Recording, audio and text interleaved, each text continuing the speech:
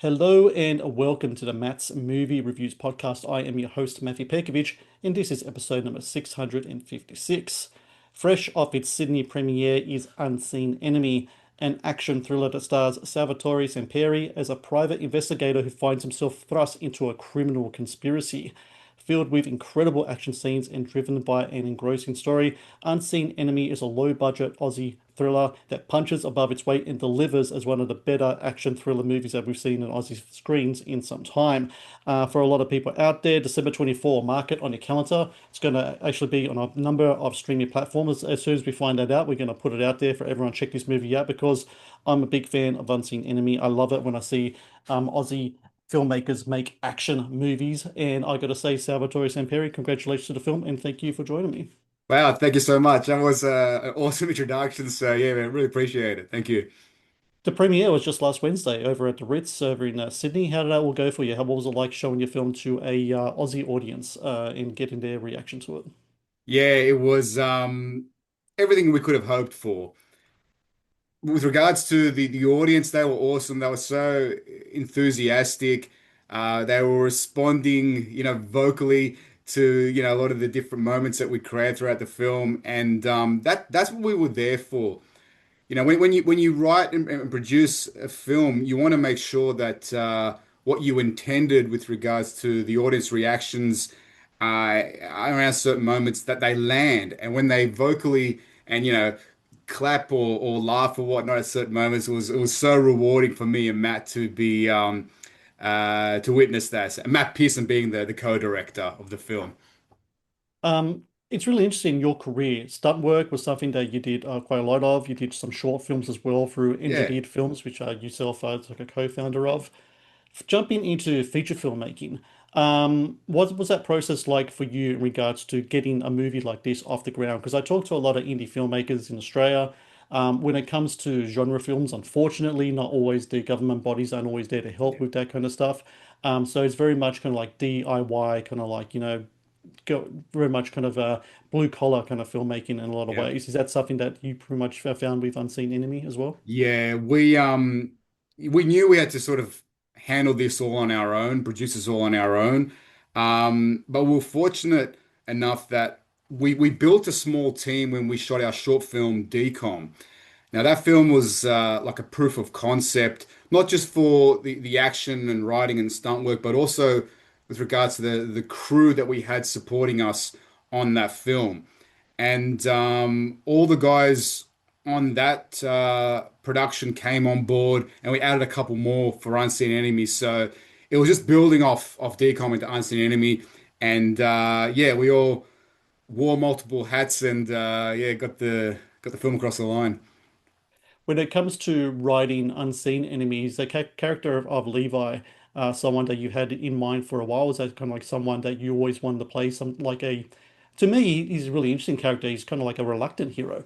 He is someone that doesn't want to be kind of like stuck in the middle of this case involving, all sorts of nefarious figures and such. Yeah. Because, there's a backstory to him, he's on the he's well, I guess you could say kind of like in hiding. He's in a safe space. His Yep. family's being placed away for protection.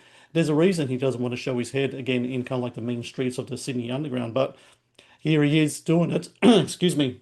And no matter how many times he kind of tries to step out, like the good old Al Pacino quote, every time I go out, they pull They me pull back me in. back in. Yeah, yeah, yeah. Exactly. So he's a really kind of interesting character in that way. Yeah, look, to be honest, he was a character that I guess fit the purpose for the film. Um, Looking at, that I was going to play that character, and seeing what else is out there, having that imposing, confident, alpha sort of protagonist leading a film wasn't something that I could really, I guess, relate to. Being a family man myself, I thought we try a different spin on it and have the character grow into something. If we felt that was a stronger curve rather than just always being on the forefront and ready to kick everyone's ass and whatnot. Having him being reluctant and then being basically growing throughout the film and growing in confidence and whatnot, and then I guess the story and the drama prior to him really taking action leads him to, I guess, into that action part where he's got no other choice, and he's also grown into doing those things towards the end of the film. And what's really cool about it as well, you just mentioned a family guy, a nice guy as well. To me, he's someone that, even though at the end of the film, you almost see it's kind of like the action hero kind of template as well, and Yeah, kind of thing. It just seems like such a like a just a regular kind of guy you could just have a chat to and talk, what your kids do on the weekend kind of thing, which is sure. something you don't really see that much in action movies. I think lately it's always been kind of like the lone kind of gunman kind of thing and Exactly. like Yes. cynical against the world and all that. And I think Levi isn't necessarily cynical against the world. He just found himself in a really shitty situation. He's trying to figure That, his way out of it. that's right. Yeah, and also we're hoping it makes Levi a little bit more relatable as well to the wider audiences.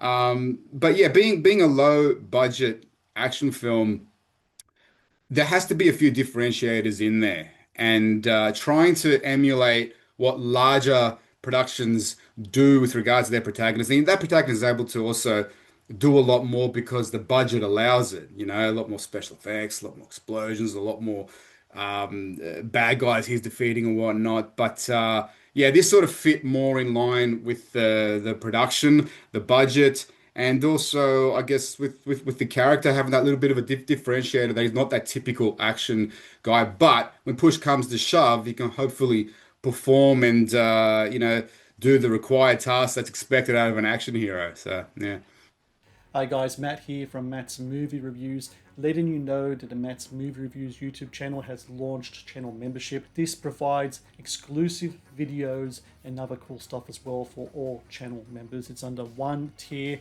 one price, and with that one price you get exclusive reviews. For example, I'll be going through the American Film Institute's top 100 movies. So every week I'll do a new review based on that movie list.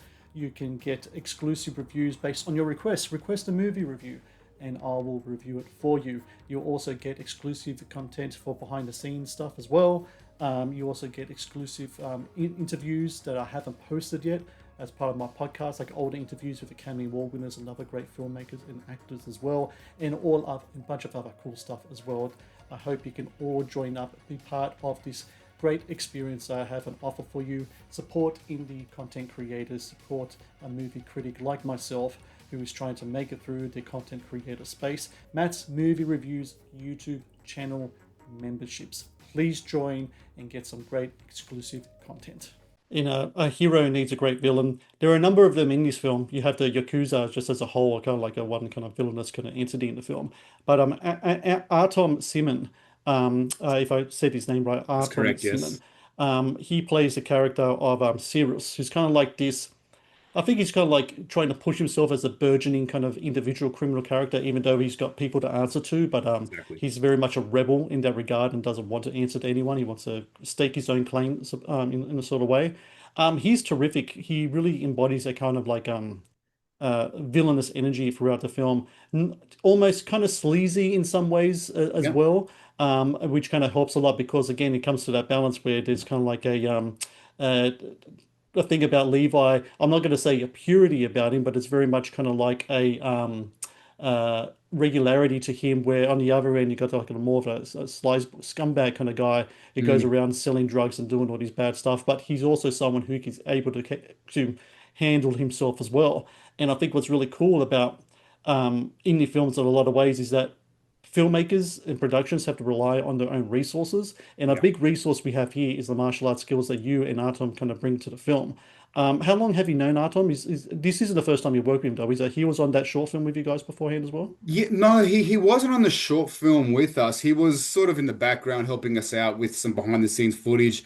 I met Artom probably about 4 or 5 years ago through Aaron Scully, who played Dean.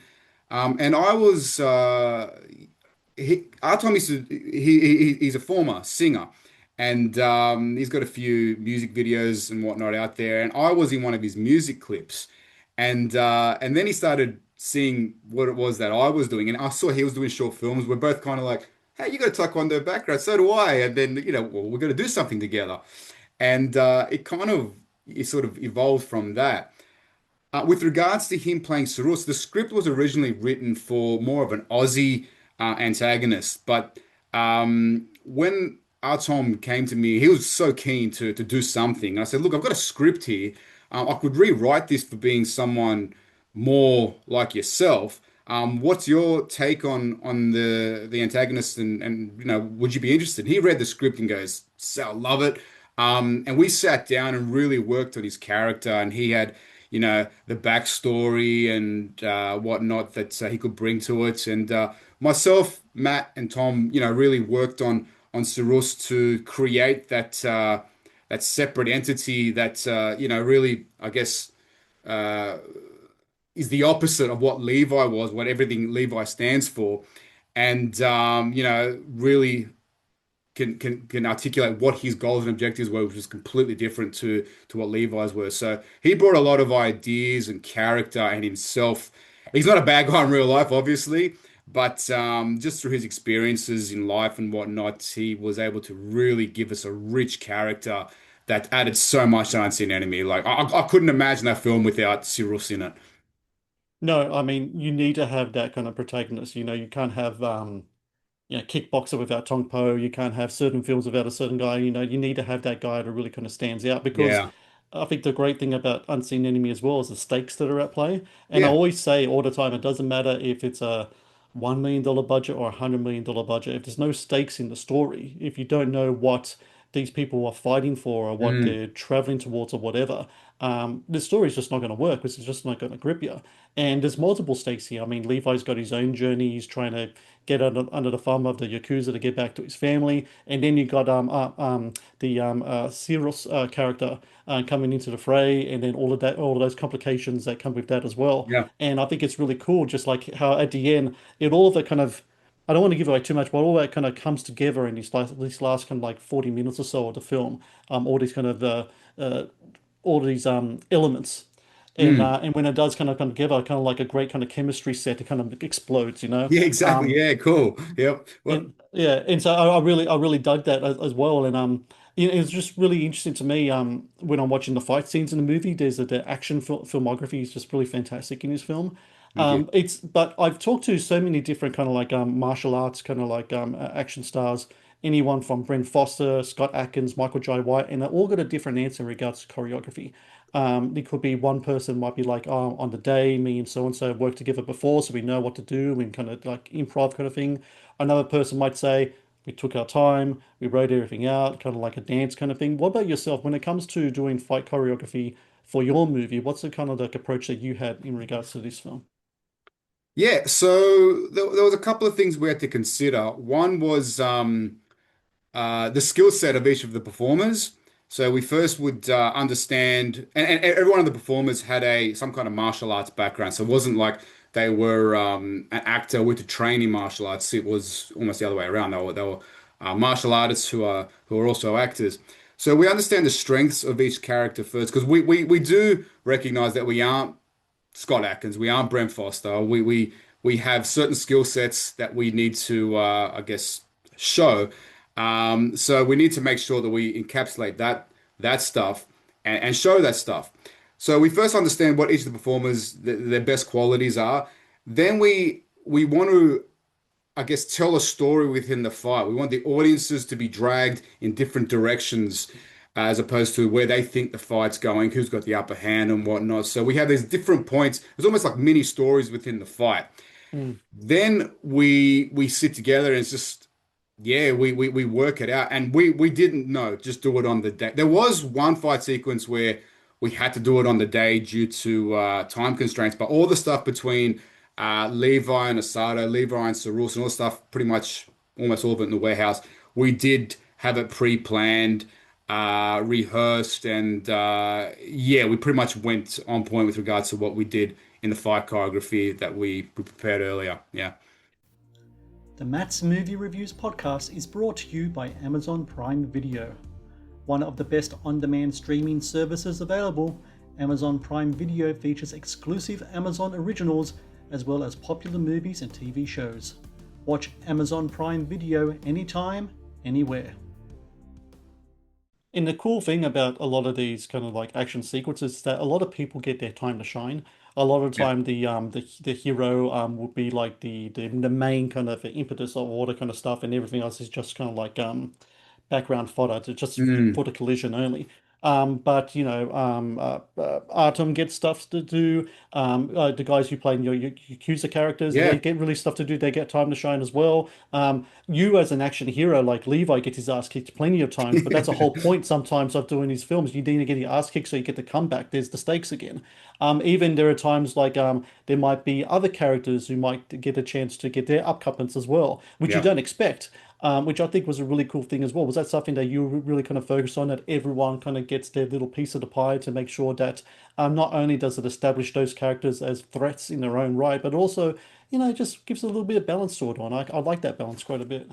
No, I'm so glad you recognize that because that was exactly what we wanted to do, for a number of reasons. You want to make it realistic. How often? I mean, as realistic as an action film can be, it's not like a protagonist will go in there, fight a couple of people, and not have any marks or scars Mm. or damage to show for it. He's going to get hurt. It's just how it's going to be. So we wanted to make it realistic in that regard, but also why leave talent in the box? Like we know these guys can do certain things, got awesome attributes. It's not really, I guess, a show, a Levi show or a Salvatore Samperi show. It's this is the talent we have on hand. Let's extract as much as that as we can. Let's entertain the audience. We know Tom can do that awesome split kick and the Van Damme split kick and whatnot. Like we know he can do Yeah. it. Why hide that? Show the audience that he can do that. Add more production value that way. Asada's got some cool sword skills, nice kicks and whatnot. Show that. The Yakuza guys, phenomenal martial artists. Get them in there showing that stuff, have their face. I to be honest, I would like to work with those guys again and show even more of their talents and me sit in the background a little bit more because there's just so much that they and also Sydney-based martial artists have that we can just promote. It's something that we try to do. Yeah.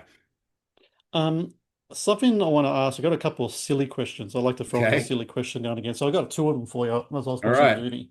Okay, so one is just a thing I picked up on. I wanted to confirm it with you. So the last 40 minutes of the film, you're in a kind of like a warehouse kind of setting. You got kind of like this white singlet on, and you're going around. There's a scene where yourself and I forgot the name of the actress who was playing against you in a role with the red hair. Jamaica Vaughan. You in Jamaica, you have guns.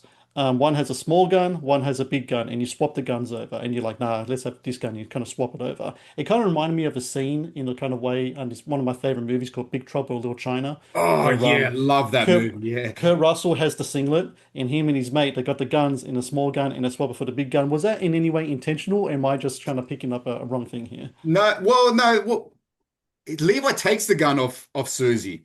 Yeah. So he has the big gun, and then yeah, without giving he feels that she shouldn't be involved in that kind of world, and she shouldn't be getting herself in harm's way. His job is to protect her. So it's funny how you say that because I do love that movie.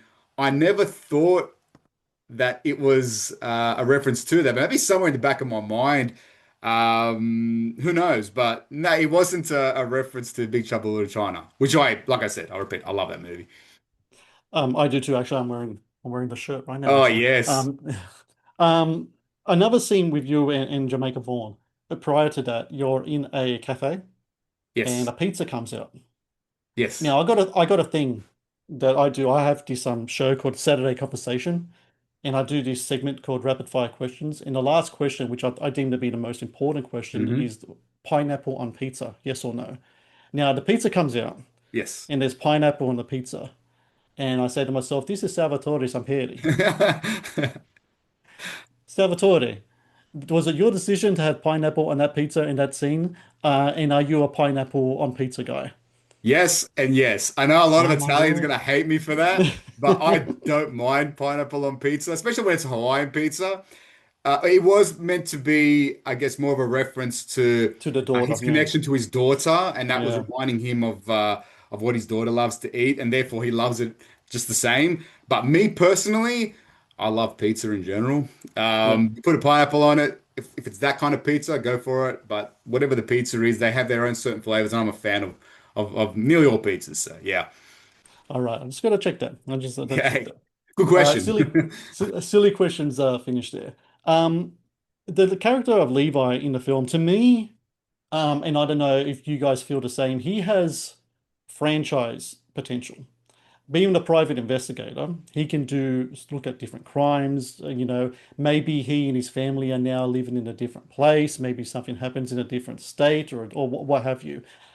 Is there, of course, it all comes down to the success of One Seen Enemy and such. Yeah. And for everyone out there, I really recommend everyone watch this film.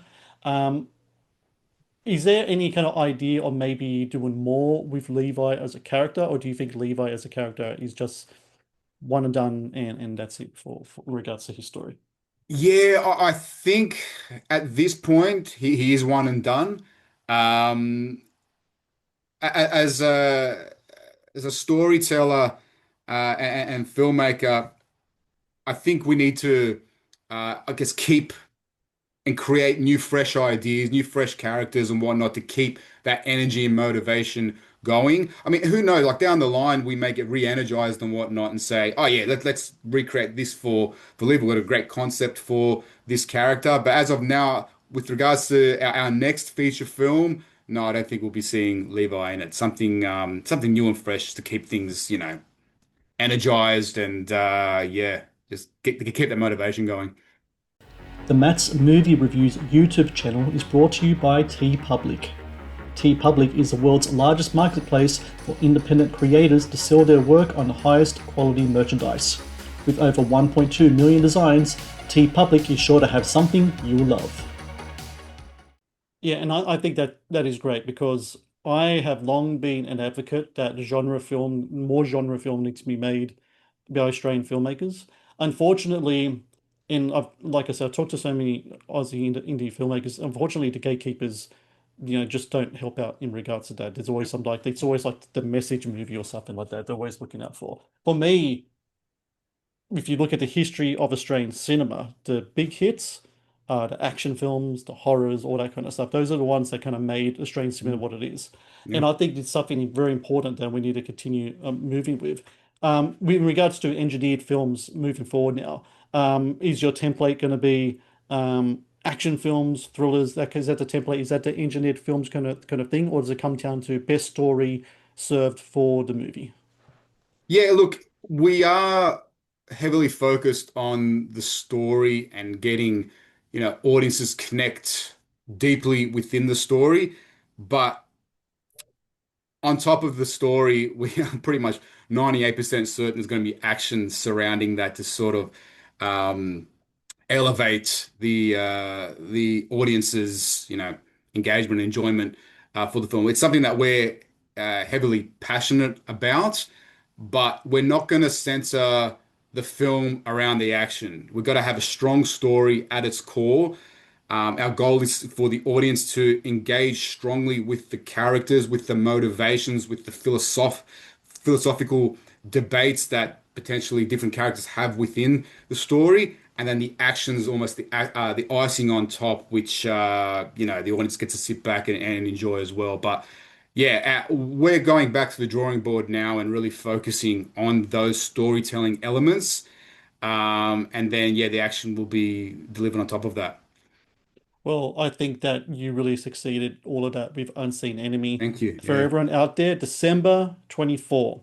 Yes. As soon as I find out the platforms for streaming and everything else, I'm going to let everyone know because I really want to push this film. I want people to see this movie because I absolutely love this film.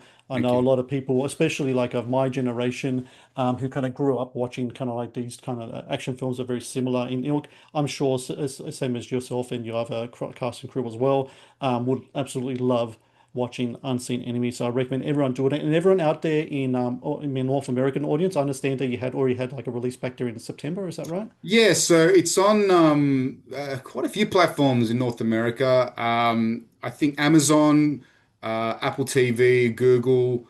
and whatnot, and a few cable providers. There is a list there. Similarly, in Australia, it's already on pre-release on Apple TV, I believe Prime and Google Play as well, and Fetch TV. So there's a couple that it's going to be a couple more that can be released on in December. So I don't know. Does that classify it as a Christmas movie? Probably not, but it's Well, really you released need just before Christmas.